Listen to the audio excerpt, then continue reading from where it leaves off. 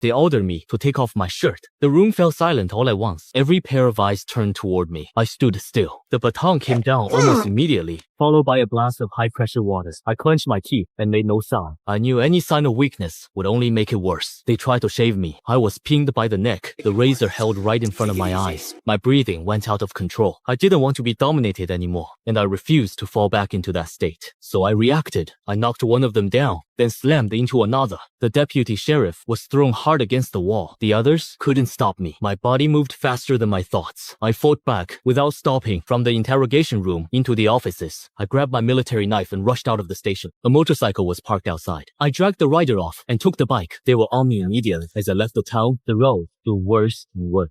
I knew I was heading into the mountains. The bike couldn't handle the terrain anymore, so I abandoned it and kept going on foot. The patrol cars had to stop, and they began blocking the roads farther ahead. I followed the stream to avoid leaving any tracks. Not long after, the sound of dogs echoed through the mountains. I knew they were after me, and they wouldn't give up. Ahead of me was a cliff. No way out. Below, a deep ravine. A helicopter appeared overhead. The deputy sheriff fired at them. The bullet missed, but the helicopter began to wobble. I knew if this went on, I would die there. I wasn't going to die in their hands. So I jumped. The branches slowed my fall, but the pain nearly knocked me unconscious. Hidden among the trees, I returned fire as best I could. The helicopter lost control and someone fell into the void. I took the rifle and the fur jacket left on the ground, then moved on. Later, I hid and stitched up my wounds. The needle went into my flesh again and again. I just wanted it all to stop. I didn't want to hurt anyone anymore, but they didn't leave me a choice. A bullet grazed my scalp. I stayed on my feet, not moving. There was no escape left. I knew this was far from over.